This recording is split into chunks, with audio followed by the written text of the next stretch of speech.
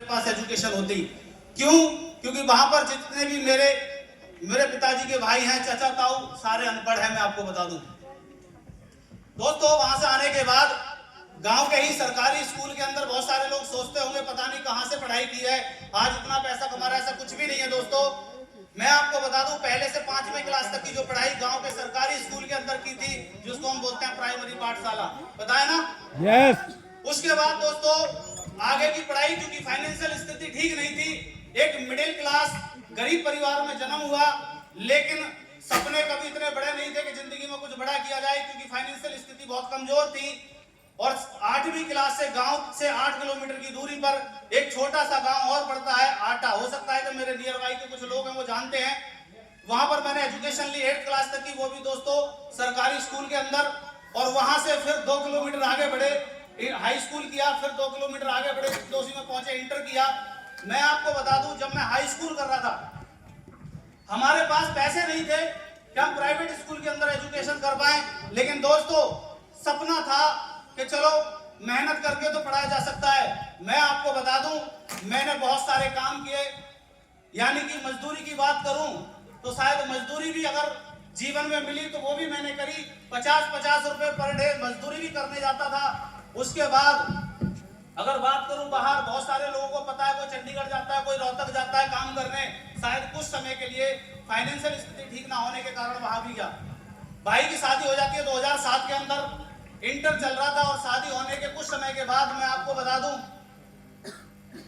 मैंने दूध का काम स्टार्ट किया था भाई की शादी से लगभग 1 साल पहले। और दूध ये जिसको बोलते हैं, पता है ना? पता है ना? यस। क्योंकि हम इंडियन है, लगभग सब जानते हैं। तो दोस्तों दूध का काम स्टार्ट किया, और दूध का काम स्टार्ट करते करते प्राइवेट स्कूल में एडमिशन लिया।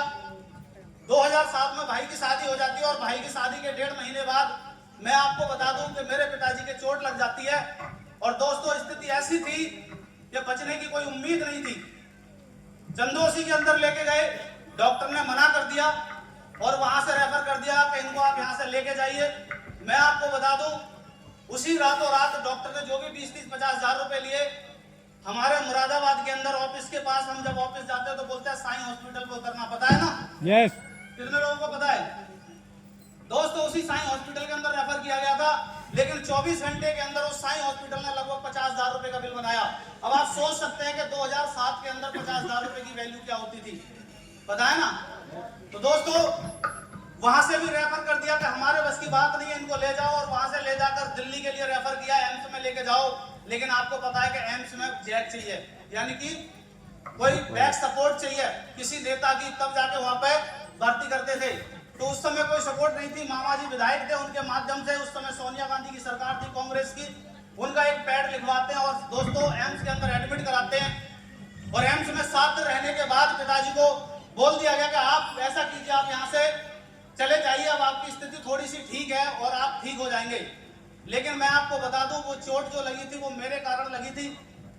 कुट्टी काटने की मशीन थी और दूध का काम मेरा लेट हो रहा था। मैंने पिताजी से बोला कि आप बीच में, आपको पता है जो पट्टी चलती है उसमें लकड़ी लेके ऐसे खड़ा कर दिया था। मैंने कहा आप खड़े हो जाइए और मैं मुट्ठा लगाता हूँ उसके अंदर, और उनको खड़ा कर दिया। और दोस्तों हुआ क्या, परमात्मा की कृपा थी, जो उसको करना था, क्योंकि जो इंसान के जीवन में लिखा है वो भुगतना ही पड़ेगा। छोटा वाला इंजन था, पटार उतरती है, अंदर के इंजन के अंदर जो व्हील होता है उसके अंदर भागती है, और वो जो लकड़ी थी वो यहाँ पे आके लगती है, और लगने के बाद दोस्तों 3 पसली टूटती हैं और अंदर वाल में छेद हो जाता है। एम्स से लेके वापस आ गए। उसके बाद किसी ने बताया कि आप इनका प्राइवेट, यानी कि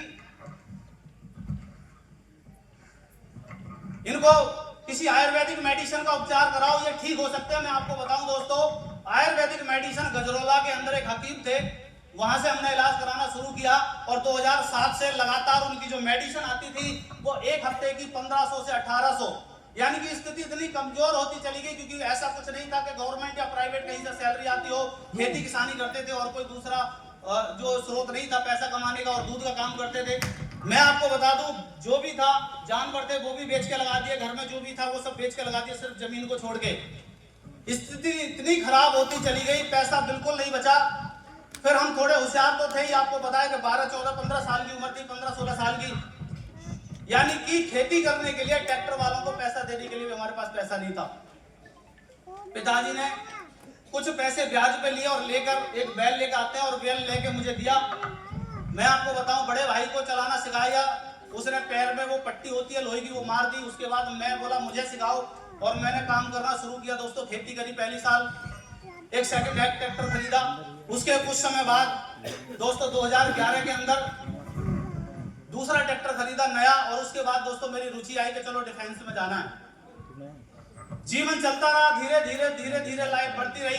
पढ़ाई भी चलती थी, खेती भी करते थे, मजदूरी मिल जाए मजदूरी भी कर लेते थे। और उसी के साथ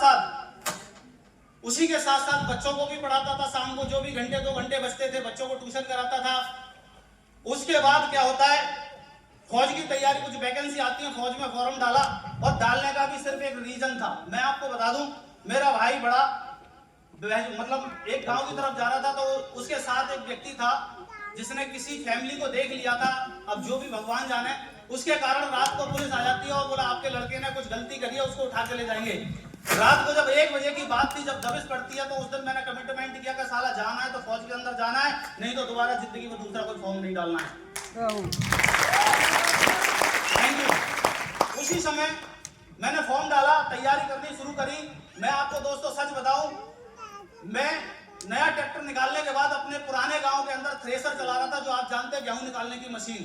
और हालत ऐसी हो चुकी थी, आंखें लाल हो रही थी, मिर्चें लगती थी, पूरा लाल लाल आंखें हो गई। थ्रेसर चलाते चलाते फॉर्म पता था पिताजी को। इन्होंने पूछा कि वो तेरा फार्म कॉल लेटर आया हुआ है क्या, तू भर्ती देखने नहीं जाएगा? मैं बोला इनको, मैंने कि आपको मेरी हालत का पता है कि मेरी हालत क्या हो रखी है। मैं ऐसा हो रखा हूं, ना मेरी रेस की तैयारी है, ना मेरी फिजिकल की तैयारी है, और आप मुझे भेज रहे हैं। बोले मुझे नहीं पता, मेरा ट्रैक्टर खड़ा कर और तू जा।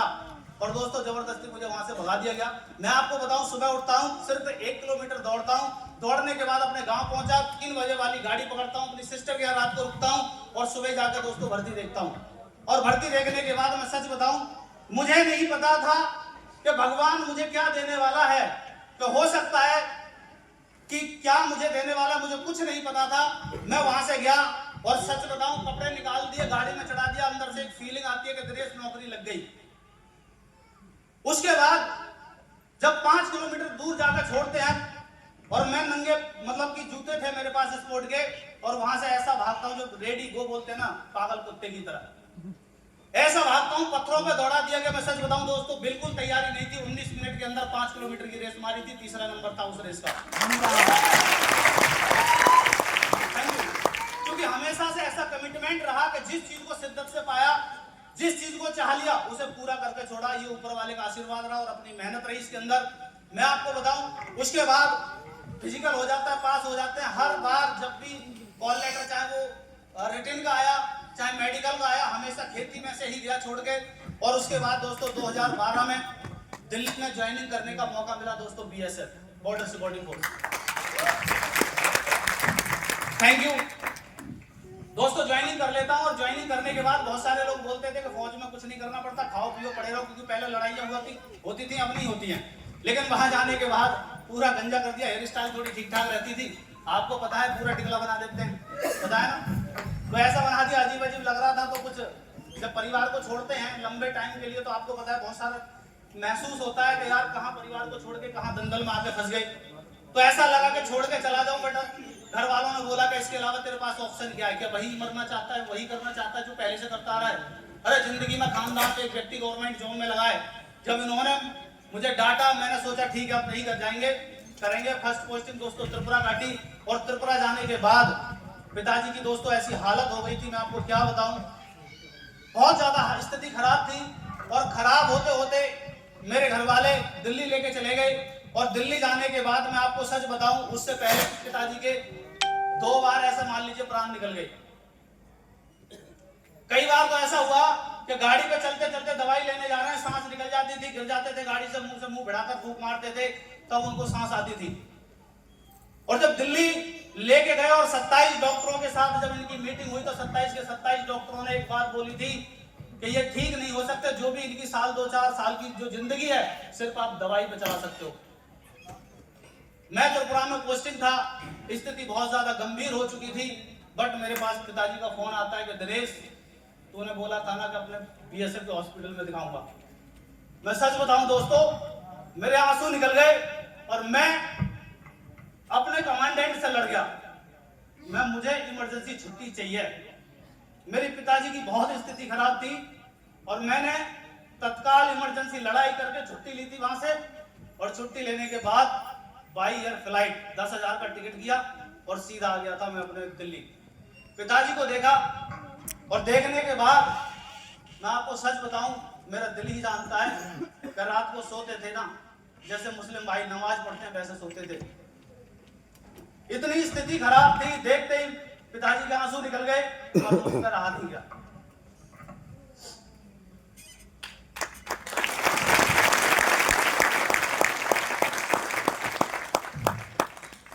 दोस्तों, सिर्फ एक ही बात उन्होंने मुझसे बोली थी कि तू एक बार अपने बीएसएफ के हॉस्पिटल दिखा दे।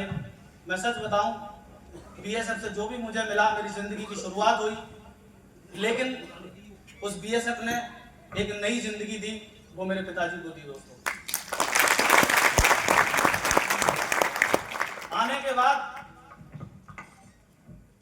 फिर अपने हॉस्पिटल लेके जाता हूं और हॉस्पिटल लेके जाने के बाद डॉक्टरों ने फिर भी मना कर दिया था कि इनका इलाज नहीं हो पाएगा। वहां से सफदरजंग हॉस्पिटल रेफर किया और रेफर करने के बाद वहां भी मैंने सारे चेकअप कराए, फिर भी डॉक्टर ने मना कर दिया था। फिर अंदर से मुझे गुस्सा आई, मैंने कि कुछ भी हो जाए, मुझे पिताजी को ठीक कराने का अंदर से कमिटमेंट था मेरा।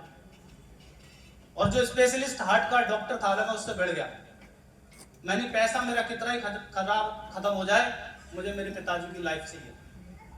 मैं आपको बताऊं, तब उस डॉक्टर ने ये बोला था कि दिनेश जी ठीक है, आप डिफेंस हैं, मेरी सिस्टर डिफेंस में सीएमओ है और मैं जरूर एक बार कोशिश करती हूँ। और अब सारे जितने भी चेकअप है मैं सेल्फ करूंगी।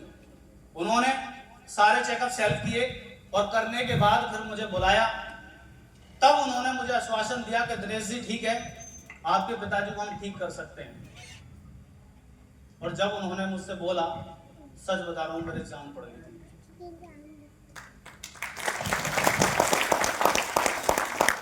और दोस्तों, उसके तुरंत बाद उन्होंने बताया कि दिनेश जी 4 यूनिट ब्लड की जमा करो और हम तीसरे दिन इनका ऑपरेशन कर देंगे। उसी समय मैंने 4 यूनिट ब्लड का इंतजाम किया, खुद का भी ब्लड दिया और रातों रात भागना दौड़ना पड़ता था। कागजी कार्रवाई टेक्निकल का मैं पहले से ऊपर वाले के आशीर्वाद से किया रहा हूं, क्योंकि जिस चीज पर हाथ रखा साला छोड़ा नहीं। ये मुझे बहुत अच्छे से मेरी बटालियन के लोग भी जानते हैं और पिछली कंपनी वाले भी जानते हैं।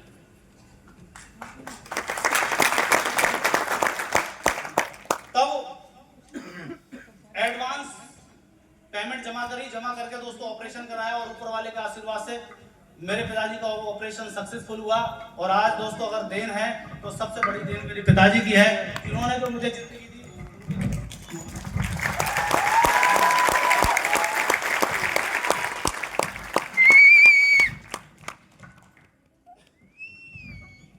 दोस्तों, उसके बाद जो मेरी समस्याएं हैं मैं आपको बता दूं, उससे पहले शादी भी तय कर दी थी पिताजी ने, बट मेरी रुचि नहीं थी। मैंने पिताजी को मना किया था, मुझे शादी नहीं करनी जब तक आपको ऑपरेशन नहीं कराऊंगा। लेकिन फिर भी भगवान की देन थी और बोलते हैं जिसके साथ जोड़ी बन जाती है उसे तो कोई रोक ही नहीं सकता। शादी तय कर ली थी, उसके बाद ऑपरेशन हुआ। ऑपरेशन होने के बाद फैमिली को साथ लेके चला गया था। कभी कंप्यूटर वगैरह सीखा नहीं था, फैमिली को साथ रखने का पर्पज था, मैं चलो ठीक है रख लेते हैं। लेकिन धीरे धीरे जब दुनिया सोती थी, क्योंकि मेहनत से कभी पीछे नहीं हटा, जहाँ लोग सोते थे रात को, सुबह रात को 6 घंटे ड्यूटी आने के बाद करके बॉर्डर की, और उसी 1 से 2 घंटे जो सोते थे, उसी 1 से 2 घंटे में मैं सिर्फ कंप्यूटर सीखता था सेल्फ पे बैठ के बाहर, क्योंकि अपनी नींद को त्यागता था। क्यों? क्योंकि मुझे कुछ पाना था। और दोस्तों 1.5 महीने के अंदर ऐसी तैयारी करी, मैंने DIG headquarter as a clerk join कर लिया था, मात्र 1.5 महीने। Thank you. लगभग 6 साल की नौकरी अच्छी खासी कट गई और उसी 6 साल की नौकरी में करते करते कंप्यूटर पर बैठे बैठे एक व्यक्ति पीछे से आता है और वो मेरे को बोलता है कि दिनेश जी, मार्केट में एक ऐसा प्लेटफॉर्म आया जहां से आप लाखों करोड़ रुपए कमा सकते हो।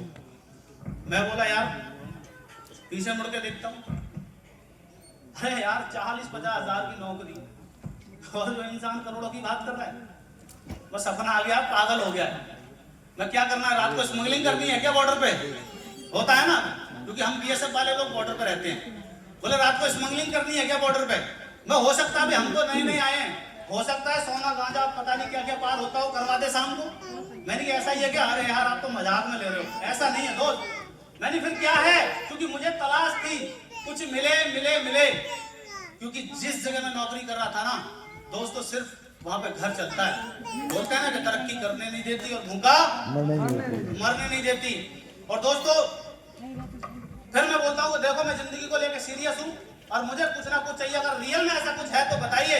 मैं उस व्यक्ति के घर जाता हूँ और जाने के बाद उससे प्रेजेंटेशन देखता हूँ और मुझे ऐसा लगा कि हाँ, जिस चीज की मुझे तलाश थी यही वो प्लेटफॉर्म है जहां से दोस्तों मेरी जिंदगी बदल सकती है। Thank you. देखने के बाद दोस्तों शुरुआत करी और शुरुआत करते करते लगभग 2 से 2.5 साल मैंने उस इंडस्ट्री को दिया। शायद हो सकता है कि बहुत सारे लोग उसे जानते हैं। जानते हैं ना? यस। कितने जानते हैं? अरे 80% जानते हैं। 80% जानते हैं ना? यस। वहीं दोस्तों नौकरी छोड़ने का मौका मिला। 6 महीने में मैंने 5 रैंक करी और नौकरी को रिजाइन किया और फुल टाइम आ गया था इस सेक्टर पे। लेकिन ऐसा नहीं था, यानी 2.5 साल देने के बाद जो मेरे सीनियर थे हमेशा उन्होंने कभी ऐसी मुझे सपोर्ट नहीं करी, हमेशा पीछे खींचने का काम किया। इनकी स्थिति वह कंपनी में इतनी खराब होती चली गई कि मैंने कभी सोचा नहीं कि नौकरी छोड़ने के बाद ऐसी स्थिति मेरी आ सकती है। लास्ट में मैं रोड पे आ चुका था, पैसे नहीं थे, मकान की भी किस्त जाती थी मेरे 18,000 रुपए महीने की और लगभग 6 लाख एक अपलाइन के कहने से 6 लाख रुपए के कर्जे में चला गया। और 6 लाख रुपए के कर्जे में जाने के बाद अपलाइन बोलता है कि दिनेश जी अब एक काम करो, मकान बेच दो। और जब ये बात बोलता है ना दोस्तों, अंदर से दिल टूट गया था। जो खून पसीने की कमाई से जो घर बनाया और उसे बेच दो, सिर्फ एक वर्ड में। तब लगा कि हाँ, ये लोग मेरी जिंदगी बदलना तो छोड़ दीजिए, ये बर्बाद करने वाले हैं। क्योंकि हमेशा बोलता है ना, upline is the lifeline. Upline he lifeline है। अपलाइन चाहे तो जिंदगी को बना सकता है और अपलाइन चाहे तो जिंदगी को बिगाड़ सकता है। लेकिन जब मैंने देखा कि यहां से निकलना सही है और नहीं तो बर्बाद हो जाएंगे, मेरे साथ जो भी उनको करना था, जो बदतमीजी करनी थी दोस्तों करी। लेकिन उससे पहले लगभग मैं आपको बता दूं, बैग कंपनी को छोड़ने से पहले 6 महीने पहले सर का एक मैसेज आता है। मैं चाहता हूं महागुरु जी के लिए एक जोरदार ताली दोस्तों। एक मैसेज आता है, फौजी साहब, दिनेश जी मैं आपसे एक मीटिंग करना चाहता हूं। मैं बोला कौन? सर का फिर आता है MD and CEO mister Padam Singh. मैं बोलता हूं आप MD हैं क्या? सर बोलते हैं यस श्रीमान। मैं बोलता हूं ठीक है। मैं बोला सर मैं आपसे मिल नहीं सकता। बोले क्यों? मैंने कहा सर नौकरी छोड़ रखी है 72,000 की सेंट्रल गवर्नमेंट की और कैरियर लगा हुआ है, मैं प्लान नहीं देख सकता। बोले अच्छा। और मैंने उसी समय सर को ब्लॉक मार दिया था। फिर लग गया। फिर कुछ समय के बाद सर ने व्हाट्सएप से दूसरा नंबर निकाला, उस पर मैसेज किया, फिर ब्लॉक मारा, मिल लो 5 मिनट मीटिंग कर लो, क्योंकि मेरा ऑलरेडी मुरादाबाद में सेमिनार चलता था। उसके कम से कम मैं आपको सच बताऊं, सर को 8 से 10 बार मैंने ब्लॉक मारा था, कम से कम 8 से 10 बार। लेकिन प्रकृति को तो कुछ और ही मंजूर था। उसके बाद जब मेरे साथ घटनाएं घटी, क्योंकि जब प्रकृति कुछ देना चाहती है ना तो कष्ट भी देती है, किसी को छोड़ने के लिए और किसी को दिलाने के लिए कहीं ना कहीं वो कष्ट भी देती है। और वो कष्ट मेरी लाइफ में आए। मैं महाराष्ट्र चला गया था और महाराष्ट्र जाने के बाद मेरे घर पे बैंक मैनेजर आकर बैठ गया था और बैंक मैनेजर बोलता है कि दिनेश जी मकान बेचना पड़ेगा, क्योंकि 3 महीने की EMI मेरी पेंडिंग थी, 3 महीने की मेरी किस्त नहीं गई, खाता NPA हो गया था, आपका मकान कुर्की हो जाएगा, मकान बेचना पड़ेगा। और मैं महाराष्ट्र में था। फैमिली को आकर एक बैंक मैनेजर बोलता है और बच्चे रोते हैं और मेरे पास कॉल जाता है, ऐसे ऐसे बात है और आपने कहां दलदल में लाकर मुझे फंसा दिया। हमने तो शादी करी नौकरी वाले को। किसको? हमारे पिताजी ने तो नौकरी वाले को शादी करी, लेकिन आपने तो हमारी जिंदगी को बर्बाद कर दिया। लेकिन हम तो आबाद करने के लिए बर्बाद नहीं करना चाहते थे, हम तो आबाद करने के लिए डायरेक्ट सेलिंग में आए थे। दोस्तों बहुत सारे ताने मिले नौकरी छोड़ने के बाद। बाहर वालों ने पता नहीं किस किस ने ताने मारे। मैं बोला मारने दो, क्योंकि अपना लक्ष्य सीधा क्लियर था, डायमंड बनना, सीधा लक्ष्य क्लियर था।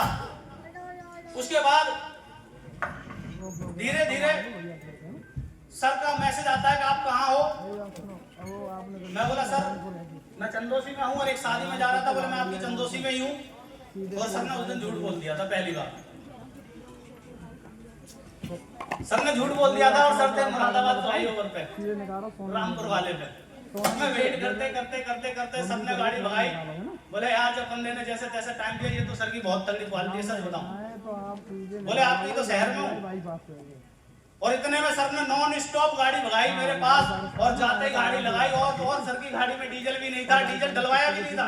ऐसा नहीं कि पैसे नहीं थे, सर ने डीजल डलवाया भी नहीं था। सर की गाड़ी में बैठा, गर्मी का समय था। मैं बोला जब मेरे शहर में आओ तो यार एक दुश्मन को भी जो है मिल लेना चाहिए। अगर दुश्मन दरवाजे पे आ जाए, ये तो एमडी है किसी कंपनी के, इतना तो मान सम्मान बनता है। सर आए, सर की गाड़ी में बैठा, एसी नहीं चल रही थी। मैं बोला सर एसी तो चला लो। बोले दिनेश जी डीजल नहीं है इस वाले पेट्रोल पंप पे भी नहीं है। और वहीं पेट्रोल पंप के बराबर में खड़े थे। मैंने ऐसा कैसे हो सकता है? हो सकता है नहीं हो, ठीक है। मैं बोला सर मेरी गाड़ी में मैं एसी चलाता हूँ, मेरी तो खटारा है, पुरानी है। सर बोले नहीं प्लान हो जाएगा। और जल्दी जल्दी 2 मिनट के अंदर सर ने पूरा प्लान बता दिया। और बताने के बाद सच बताऊं दिमाग में ऐसा कीड़ा डाल दिया, ना तो रात को नींद आए ना दिन को चैन आए। पता है ना, थैंक यू। वो ऐसा कीड़ा डाल दिया, सच बताऊं कोरोना से ज्यादा वायरस वाला था। इतना कोरोना में भी वायरस नहीं था जितना इनके कीड़े में वायरस है। इतना खतरनाक वायरस डाला, रात को नींद नहीं और दिन में चैन नहीं। मैं बोला सर ने क्या डाल दिया? बोले दिनेश जी देख लेना, जो आईडी आज मिल सकती है वो कल नहीं मिलेगी। यहाँ और दिमाग खराब, इस बात को लेकर और दिमाग खराब। मैं बोला साला अगर कोई दूसरा आ गया तो दिनेश तेरा ही सीनियर बनेगा, मौका है बेटे चला जा। अब करें तो करें क्या, परेशान। एक तो उधर से स्थिति खराब, बैंक मैनेजर धुआंधार लट मार रहा है, इधर से ये। उसी समय पिताजी को फोन करता हूँ, पिताजी ने कुछ इंतजाम करके मुझे दिया 1 लाख के समथिंग का। और जैसे तैसे करके बैंक मैनेजर को शांत किया। मैं भाई रुक, बोले नहीं मकान बेचना पड़ेगा। मैं रुक जा, तसल्ली कर, मैं थोड़े दिन बाद साले 1-1 करोड़ के लोन लेके घर बैठे आया करेगा, मुझे पता है, मान जा। तो जैसे तैसे शांत किया, उधर उसको ठंडा किया, सर से मुलाकात करी, फिर मुरादाबाद गया। फिर बोलते हैं कि एक बार ऑफिस तो घूम जाओ। ऑफिस देखा मैं, चलो ठीक है चल जाएगा। लेकिन हुआ क्या, मेरे सीनियर मेरे नियर बाई आते हैं और मुझे धोखे से किसी मेरी टीम के लीडर के माध्यम से मुझे बिलारी बुलाते हैं 8 किलोमीटर दूरी पे।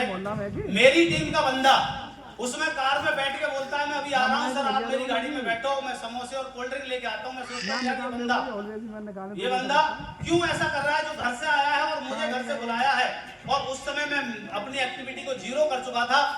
और वो व्यक्ति जाता हूँ, मैं गाड़ी में बैठता हूँ, टक टक उसकी कार का शीशा बजाता हूँ और मैं खोल के देखता हूँ तो मैं, क्योंकि जो हमने सोचा नहीं हो और वो हमारे साथ हो।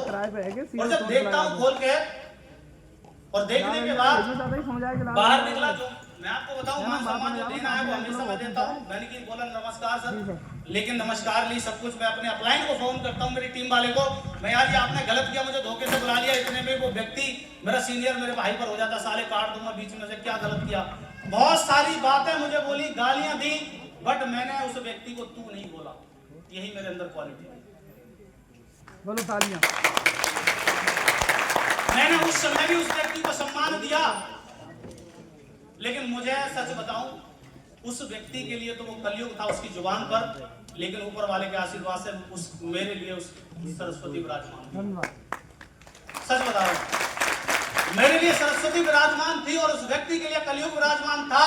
और जहां वो मुझे गाली देता और ना मैं साला पुरानी कंपनी को छोड़ता और ना आज वेट में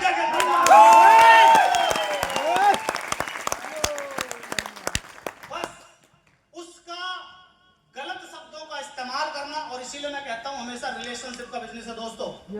कभी रिलेशन खराब मत करना किसी व्यक्ति से। हो सकता है कि कौन व्यक्ति आपके वर्डों के माध्यम से इस इंडस्ट्री को छोड़ के चला जाए और आपके हाथ से उसका कैरियर तबाह हो जाए, और कौन व्यक्ति आपके वर्डों के आपके रिलेशन के माध्यम से इस इंडस्ट्री के अंदर दोस्तों करोड़पति बन जाए, आपके ऊपर डिपेंड करता है। रिलेशन मत खराब करना जिंदगी में कभी, इस बात का ध्यान रखना। शायद वो रिलेशन खराब नहीं होता तो शायद वो डायमंड होता, लेकिन रिलेशन खराब कर लिया, आज साला दिनेश कुमार उससे पहले डायमंड बन के भेज दिया।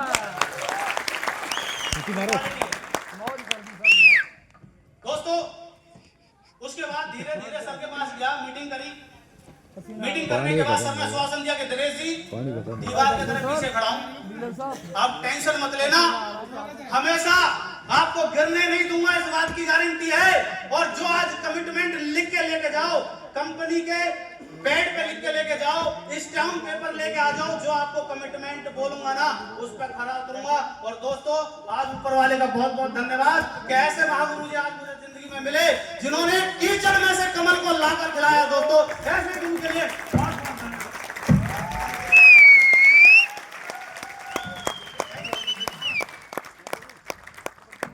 दोस्तों काम करना शुरू किया, हमेशा सर की सपोर्ट मिली। सर को एक ही बात बोली, सर 15 दिन का समय मेरे साथ दे दो, और 15 दिन अपने साथ लेके चला।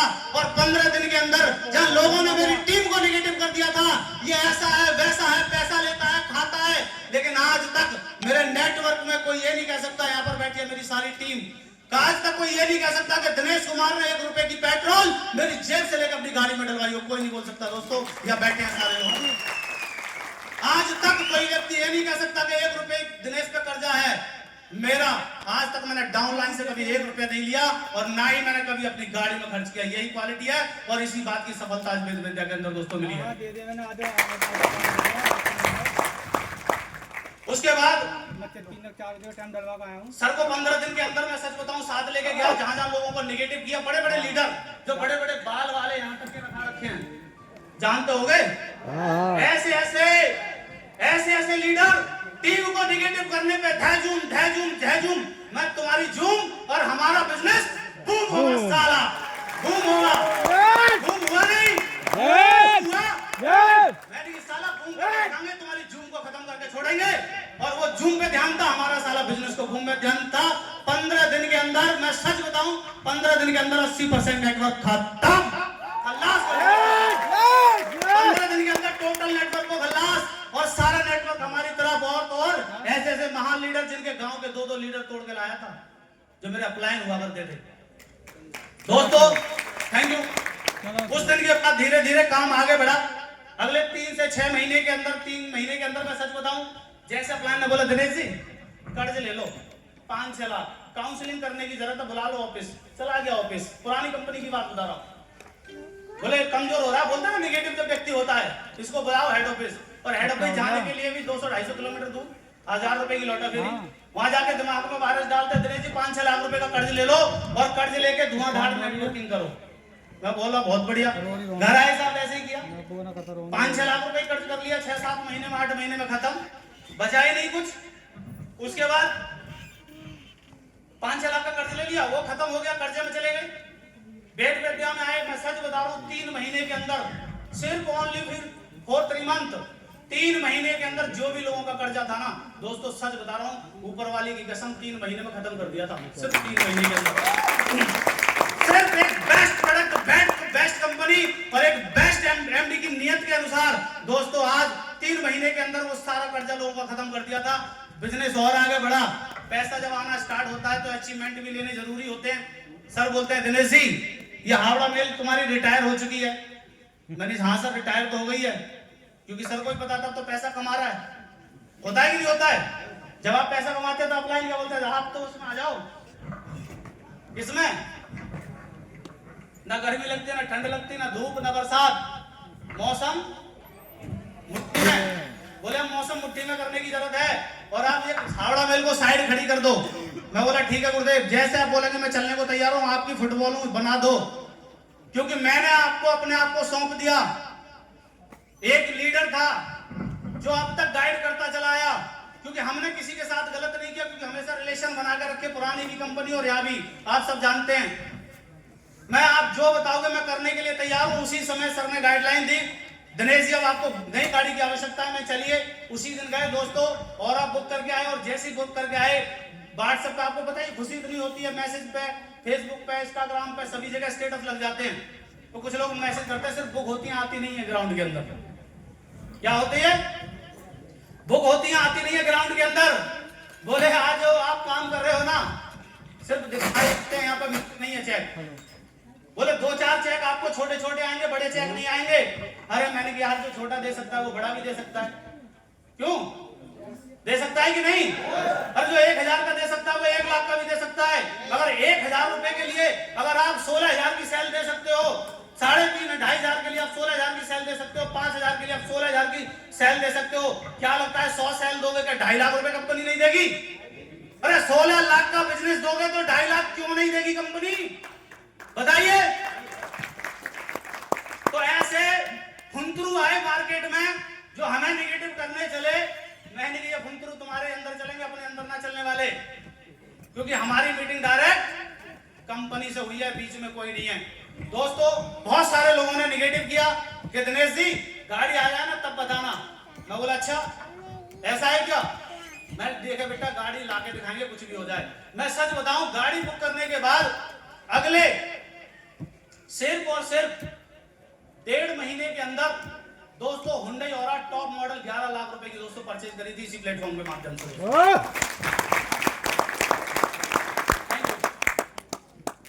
दोस्तों फिर आगे बढ़े। आपको पता ही पढ़ते तो रहते ही हैं, तो पढ़ते रहेंगे, रुकते हैं क्या?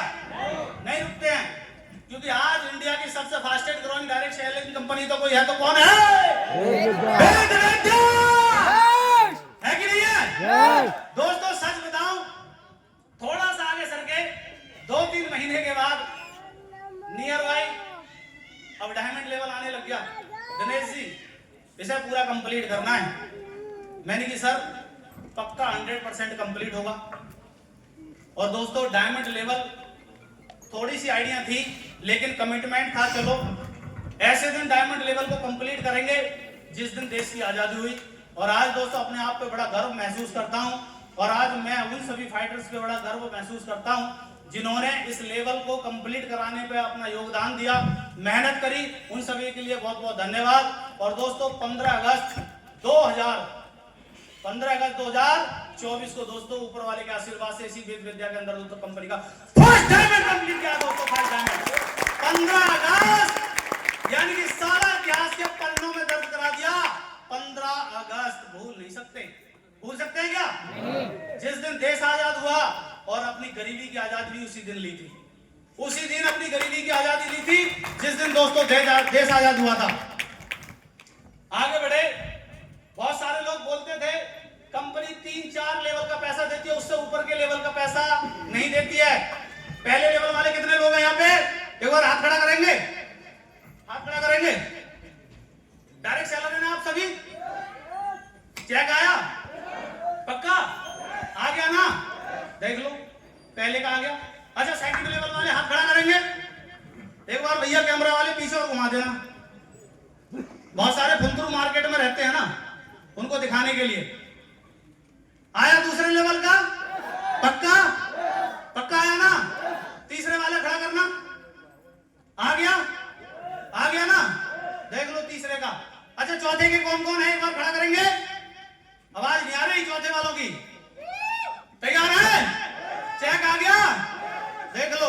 पांचवें वाले आ गया? Very good. 6 वाले कितने हैं?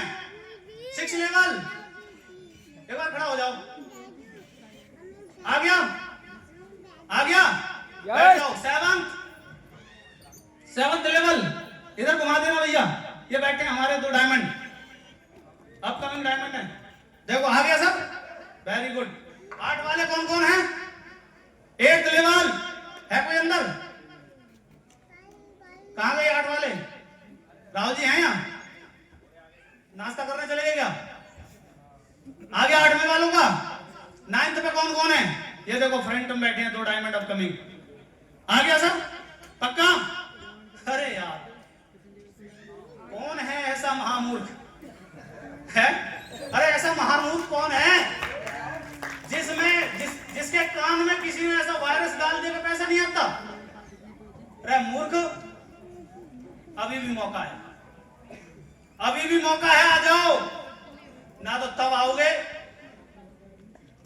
ना तो तब आओगे जब कुछ नहीं बचेगा, सिर्फ बटोरन बचेगी जैसे फूल पड़े हैं नीचे। सच बता रहा हूं, अभी भी मौका है। और देखो ये तो 9th तक का कंप्लीट हो गया, तुम्हारे सामने 10वें का खड़ा हूं। और शक हो ना? Thank you. और शक हो किसी माई के लाल में, अगर शक है कि पैसा नहीं देती, साला आ जाना यूनियन बैंक में चले जाना चंदोसी। 12,60,000 सिंगल शॉट ट्रांसफर किया है साला, सिंगल शॉट ट्रांसफर किया है 12,60,000। एक वीक की इनकम दोस्तों या टुकड़ों में नहीं आता, या टुकड़ों में नहीं आता साला। सिंगल शॉट में आता है और इस बात की गारंटी है कि हमारे महागुरु जी साला टुकड़ों में नहीं देंगे, सिंगल शॉट ट्रांसफर करके देंगे साला। ये 14 लाख की बात नहीं है। अभी तो पहला डायमंड है, दूसरा भी तैयार है। आ गया ना, घुमा देना भैया। आ गया सर, आ गया ना, पक्का। दूसरे डायमंड हैं और आपको 6 महीने बाद ये बैठे हैं फ्रंट लीडर के, फ्रंट लाइन में जो बैठे हैं ना, अगले कुछ समय बाद इनसे पूछ लेना 14 लाख वाले। और इधर घुमा दो, इधर ले आओ। हाँ, पूरा 360 डिग्री ये खड़ा है। चिंता मत करो, अभी तो 14 लाख की बात थी ना, पैसा नहीं देती है। आज इस स्टेज के माध्यम से कह के जा रहा हूं दोस्तों, अगले 6 महीने के अंदर, अगले 6 महीने के अंदर यही स्टेज के माध्यम से आज गारंटी देता हूं, कसम खाता हूं, ये दिनेश कुमार डबल डायमंड करके और 23 लाख रुपए का चेक लेके आपको इसी हिस्ट्री के अंदर साला उसी बैंक का ट्रांजैक्शन 23 लाख रुपए का डबल डायमंड करेगा हम लोगों को। डबल डायमंड अगले 6 महीने के अंदर डबल डायमंड बन के आऊंगा और एक वीक की इनकम 23 लाख और देने के लिए बैठे महागुरु जी। तैयार है सर? तैयार है? 6 महीने के अंदर डबल डायमंड ठोकेंगे। रेडी है? तैयार है? Very good. अब देख लेना, मौका है, डबल डायमंड भी होने वाला है। थोड़े दिन बाद ब्लैक भी होगा, ब्लैक भी होगा। दोस्तों मैं सच बता रहा हूं, अभी तो शुरुआत है। अभी तो बच्चा 2 साल का है। कितने? और 2 साल का बच्चा छोटा सा ही तो होता है, पिद्दा सा होता है ना, पिद्दा सा। सिर्फ चलना सीखता है, धीरे धीरे धीरे, गिरता है चलता है, गिरता है चलता है, ऐसा ही होता है ना। तो अभी तो 2 साल का है, अभी तो कुछ भी नहीं है, कुछ भी नहीं है।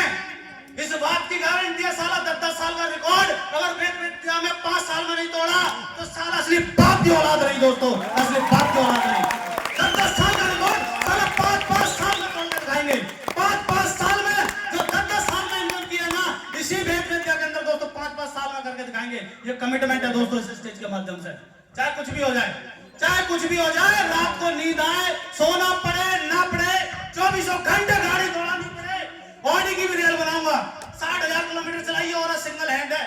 60,000 किलोमीटर 1 साल में रिकॉर्ड है, चेक कर सकते हो, बाहर खड़ी है। 60,000 किलोमीटर 1 साल में दौड़ाई अकेले ने, सिंगल हैंड की ड्राइविंग है।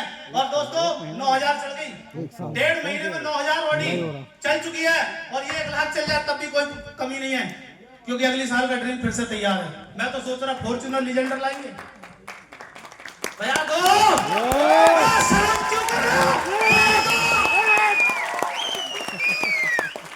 अरे मैं तो सोच रहा था गुरुजी के माध्यम से मैंने अगली साल फॉर्च्यूनर ही ले लें, दो लीजेंडर को ना दिनेश जी, बेइज्जती हो जाएगी। अब बताओ, अरे फिर से 60 लाख की लेने की लेकर तब भी लोग बेइज्जती हो जाएगी। मैं फिर क्या चाहिए? बोले दिनेश जी 2026 का सूरज नहीं मुदेगा, उससे पहले साला 1.5 करोड़ की रेंज रोवर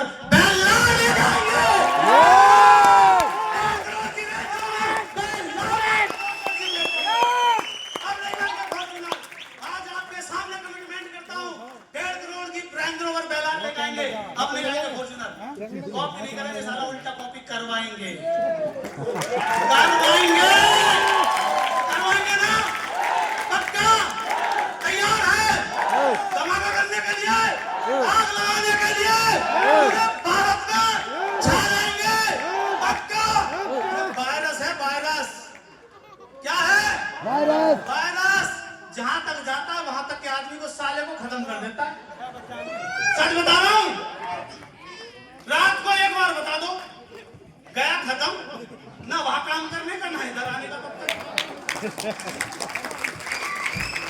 पता है ना वहां काम करने का, इधर नहीं आया तो काम वहां भी नहीं करने का, लेकिन बेटा आना तो पड़ेगा। मौका है, पहले आगे फ्रंट का बन जाएगा ना तो लास्ट का बनना पड़ेगा। तैयार है दोस्तों? आग लगाने के लिए, डायमंड बनने के लिए रेडी है दोस्तों। मैं गारंटी देता हूं, जितने भी टीम के मेरे लीडर, टोटल टीम वाले बैठे हैं, लगभग मेरी टीम है सब, तो है ना, अपनी तो टीम है, अपने ही तो लोग हैं। देख लेना, इस खोपड़ी को खोल के रखना, तैयार है? यस ना सोऊंगा ना सोने दूंगा। रेडी है? यस ना सोऊंगा ना सोने दूंगा। अगर 10 साल का रिकॉर्ड 5 साल में बनाना है तो सोच लेना, इस खोपड़ी का ढक्कन खोल लेना कुछ दिन के लिए। तैयार हो? देख लेना, मौका है। अगर डायमंड बनना चाहते हो तो आग लगानी पड़ेगी जिगरे के अंदर। तैयार है? सोओगे तो नहीं? कमिटमेंट करते हो? किसी की बातों में तो नहीं आओगे? पक्का? डायमंड बनकर आओगे? कब बनोगे? 2026। रेडी है मेरे साथ 26 बनने के लिए? पक्का? दोस्तों 2026 का सूरज नहीं ढलना चाहिए। जितने भी लीडर इस हॉल के अंदर बैठे हैं, कसम खा के जाना। आज मैंने भी इसी हॉल के अंदर कसम खाई थी, ऐसे ही हॉल के अंदर एक डायमंड को बनते हुए देखा था। उस दिन कसम खा ली थी, सारा कुछ भी हो जाए पीछे मुड़ के नहीं देखूंगा। चाहे कुछ भी हो जाए, कोई भी परिस्थिति हो, मर जाए कट जाए, लेकिन सारा डायमंड बनकर रहेंगे। और आज ऊपर वाले के आशीर्वाद से एक शानदार कॉन्सेप्ट, शानदार कंपनी, शानदार प्लेटफॉर्म में दोस्तों सारा वो कमिटमेंट पूरा करके दिखाया है, पूरा करके दिखाया है। तैयार है? रेडी है? Thank you so much. आप सभी का बहुत बहुत धन्यवाद जो आपने मेरे को पेशेंसफुली सुना। और मैं चाहता हूं कि यहाँ पर बैठा हर व्यक्ति, ये ऊपर वाले से मैं दुआ करता हूं, कामना करता हूं, अगर आपने जो कमिटमेंट लिया है दोस्तों, आपका कमिटमेंट ऊपर वाला 2026 तक पूरा करे। मेरी तरफ से आप सभी के लिए ढेर सारी शुभकामनाएं। Wish you all the best and